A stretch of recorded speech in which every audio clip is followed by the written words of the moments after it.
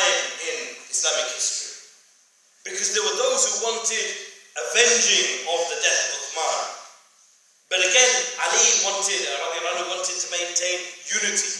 So he didn't want to go down this route of hunting them down. He said the first thing you need to do, and look at the wisdom, subhanAllah, the first thing you need to do when you take over a state is what? Is it to avenge the killers of the one before you, or is it to maintain law and order and security? If you start chasing down the killers of Uthman straight away, what will happen?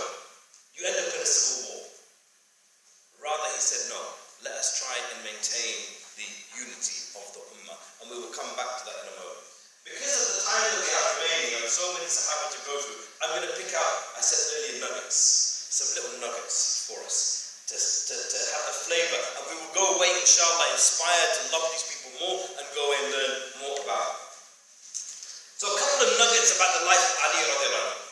It's first important to realize he was a very small boy when he became Muslim.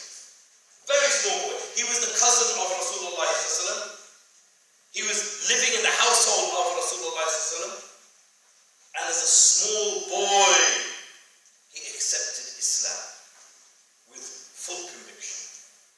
So he grew up seeing Islam in the household of Rasulullah sallallahu alaihi wasallam. Alongside him at that time, we will see in a moment, some of his companions of a similar age were Talha and Az-Zubayr, who we will see next in the list. And that's also relevant when we look at their lives, but we will come back to that. So he grew up in the house of the Prophet. He was a small boy, he accepted Islam. He was so beloved to Rasulullah. In fact, Imam Ahmad says, there are more narrations of the virtues of Ali ibn Abi Talib radiallahu anhu than all of the other Sahaba. No Sahaba had so many narrations about his virtue as Ali. May Allah be pleased with him. And I just want to share one with you. One incident. When the hijrah was made to Medina, and Rasulullah was pairing up the Ansar and the Muhajirin, we all know the story. One Ansar, one of the helpers from Medina, was paired up with a Muhajir so that they could look after each other. Ali was left, he didn't have a pair. And he looked a bit slightly saddened. But Rasulullah said, you are my brother in this world and the next life. What a statement. You are my brother in this life and the next life. Meaning, don't worry, I'm not having to pay you up with an Ansar. You and me, we're brothers. In this life and the next life. The brother of Rasulullah, literally because they were cousins, and also in this life and the next life. There are so, subhanAllah, many narrations about Ali which we will not have time to go into. I would honestly say, please, take some time, Google it, go get a video, get a DVD, whatever it is. They don't do videos anymore. Get a DVD, get a YouTube clip. Learn the life of Ali and all of these people, because we're just going to now have time to do some nuggets. So here we go with a couple of nuggets. We may be aware that at the time of the hijrah, when Rasulullah went to Medina with Abu Bakr Siddiq, he left behind with him Ali in his bed. May Allah be pleased with him. Now, when the Prophet left the house, the enemies who had come and gathered, there were a group of the Quraysh who had come to kill Rasulullah. He saw them outside his house, and he picked up dust and he threw the dust in their faces, and none of them saw him. It was a miracle from Allah. But inside the house, he left Ali in his bed. Imagine now, you're a young man. You're lying in the bed of Muhammad sallallahu alayhi wa sallam. Why are you lying in that bed? Because you know there are people who are coming to kill him. May Allah be pleased with him, Ali said, it was the best night's sleep I had. What? You got people who are gathering outside the house and they want to kill you. And that's the best night's sleep that you had? How could that be the best night's sleep that you had? Because he had an ingredient which we've already talked about with Abu Bakr Siddiq. Tawakkul. He trusted Allah. He knew that if Rasulullah is saying, lie in my bed, take my place while I escape, he would trust them. Now, just think about it. We know the story, so we know the ending. It's difficult for us to appreciate something. If you were the assassins and you came in and you lifted the sheet and you found it was not Muhammad in the bed, but rather it was his cousin Ali, his son-in-law Ali, his cousin and son-in-law. Maybe you would think, you know what, if I can't get the man I came for, let me get him instead. He's a family member, right?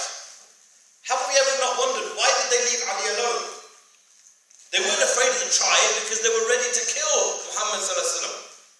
So the repercussions from Banu Hashim they were ready for. He was the son-in-law. He was the cousin. Why not take him instead? Because Allah didn't choose it. And because Allah knew, had tawakkul, trusted Allah that he would be okay. So he had the best sleep of his life. These are his words. That was the best sleep I ever had, was that night when I slept in the Prophet in bed, waiting to be attacked and killed. There's a lesson for us in this. And it's not about sleeping in beds. It's about trusting Allah. In the Quran, Allah says, he who trusts in Allah, Allah is sufficient. We read the Quran all the time. We don't think necessarily about what this means. He who trusts in Allah, Allah is sufficient. What does sufficient mean? It means you don't need anything else. He who trusts in Allah, Allah is sufficient for him. You don't need anything else. If you leave your trust in Allah, if you have tawakkul in Allah, Allah will be enough for you and you won't need anything else. There's a huge lesson in our lives for that. Because Allah is taking care of all of our needs. Let me just give you one example of tawakkul in Allah. The one thing we worry about, actually I want you to tell me, what's the one thing you think people in society today around the world worry about most? Anyone? Shout it out. Huh? Money. Who said that? 10 out of 10. Money. Everybody worries about money. Those who have a lot of it, they need more. Those who think they don't have enough, they need more. Those who are in the middle, they need more. Everybody needs more. There's something ironic about the need for money. We said earlier, Allah is the best provider of risk. Allah has already decreed our risk in al-Lawh al-Mahfuz 50,000 years before Adam alayhi salam was created. The one thing we don't need to worry about is money. We need to worry about making effort, striving. Striving is making an effort to earn halal money. But you can make all the effort in the world and you're not going to earn a penny more than what was written for you. And you can make all the effort in the world and you won't earn a penny less than what is written for you. But if you earn it in a halal way, you will get rewarded. If you earn it in a haram way, you will get punished. So we have to trust Allah that we will strive and make our efforts. Strive and make our efforts. And inshallah, having done that, Allah will provide. Why? Because he who trusts in Allah, Allah is sufficient. Can I give you an example, please, if you permit me, of halal money versus haram money? Would you mind? Okay. I had a friend of mine. He used to deal in crack. When does that crack? It's a drug. You get a little pipe, you smoke it in a pipe. Well, you don't do it, but people who do it, do it. Yeah, just for the camera, I'm not saying you go and smoke crack. What I'm saying is, people who smoke crack, before anyone said, oh yeah, Muhammad says smoke crack. No, I'm not saying that. You could smoke rocks of crack in a pipe. He used to sell crack. He had recently come into Islam, having been a crack dealer for a long time. He was making £1,000 a day, between 900 and £1,000 a day. A day! That's a lot of money, right? I'm guessing that's probably more than most people in this room would make. £1,000 a day selling drugs. But come the weekend, every week without fail, he would have to borrow money. And he used to say, I can't understand where the money goes. I said, okay, what have you bought? We, of course, were not just accepting he's selling crack, we were trying to give him a see, but we said, what have you bought? I don't know. I don't even know where it's gone. Because it was haram money, and his risk was written for whatever was written, it all disappeared into thin air because it was devoid of one commodity, which is the most important thing in our earnings. Barakah. You earn haram, the barakah is taken from your money. You earn halal, you get barakah. Let me prove it to you. The same brother, £1,000 a day selling crack, becomes a drugs worker, helping young people come off drugs. He earned around £17,500 to £18,000 a year. It's a drugs worker's salary in a local authority. It wasn't a huge amount. From that money, he got married. From that money, he buys his wife a car. From that money, he goes for Hajj and Umrah. £1,000 a day, he's borrowing money. 17 grand a year, suddenly Hajj, Umrah, car, marriage. How? The halal money had barakah. The haram money had none. Tawakkul on Allah is fundamental. We trust Allah. We earn halal. We do things halal. Allah will take care of this. This is a lesson I wanted to take from that incident in the life of Ali radiallahu anhu. I want to just give one or two other examples, because we're going to do our nuggets because of the time. I want to give two sayings of Ali radiallahu anhu. One is a very profound and deep saying. He said, I know that Allah exists by all the plans I made in my life which never came to fruition. They never happened. Why is that such a deep statement? I know that Allah exists by all the plans I made in my life which never happened. Who controls what's happening in our lives? Shout it out. Allah. Allah controls what's happening in our lives. So, if Allah is controlling what happens in our lives, I make plans and they don't happen. Why don't they happen? Because Allah never chose it. Now again, I want to give you a real life story. Just to highlight how I may fall into traps sometimes which we don't know what we're saying. A sister would arrange her marriage or engagement with a scholar. The marriage and engagement fell apart. And they were both very upset. For whatever reason, there were some differences of opinion and family issues, and this engagement fell apart.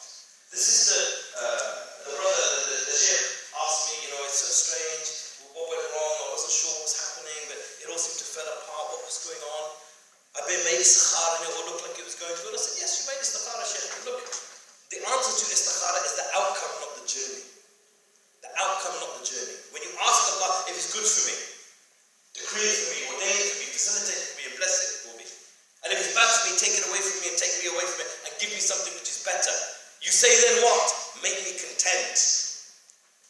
So the outcome of what happens is the answer to your istikhara, not the journey.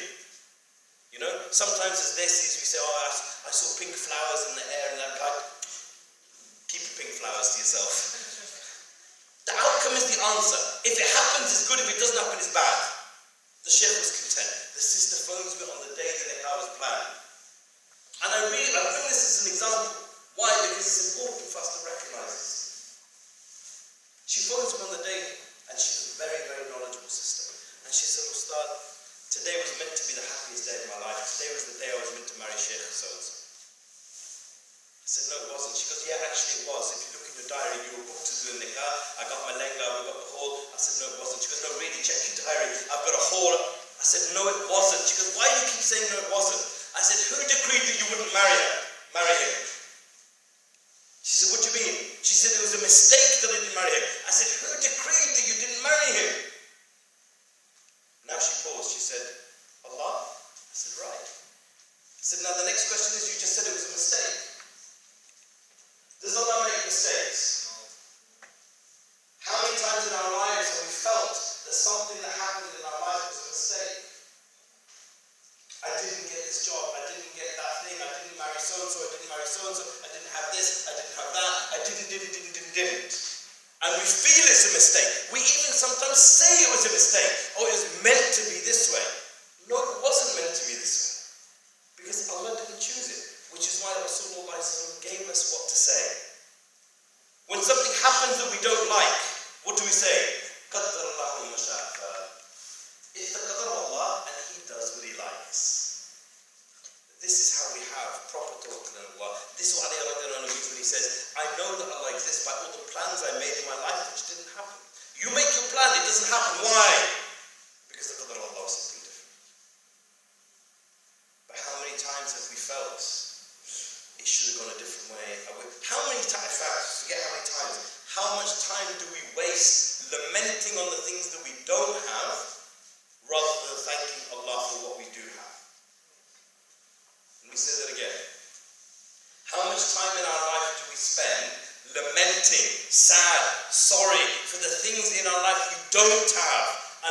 doing shukr to Allah for the things that we do have. This is important. Why is this important? When we come to Al-Rahman bin Auf, remind me if I forget to tell you something very important about this statement, about thanking Allah for what we don't have, what we do have, and rather than focusing on what we don't have. So we recognize now we should never deal with Allah in that disrespectful way. I know that Allah exists by all the plans I made in my life, which never came to fruition. Something doesn't happen no matter how hard you try, it's because Allah didn't choose it. You try, you make effort, you strive. In fact, the Rasul was asked by the companions, they said, what should we do with the qadr of Allah? Should we sit back and wait for things to happen to us? He said, no. Every soul, listen carefully, every soul shall strive for what is written for it.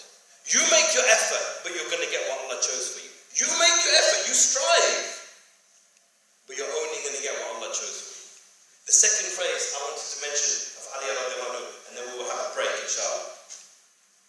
He, may Allah be pleased with him, said about sabr, about patience. He said sabr is to iman what the head is to the body. When the head falls, the body falls with it. Then he said 3 times, there is no iman without sabr.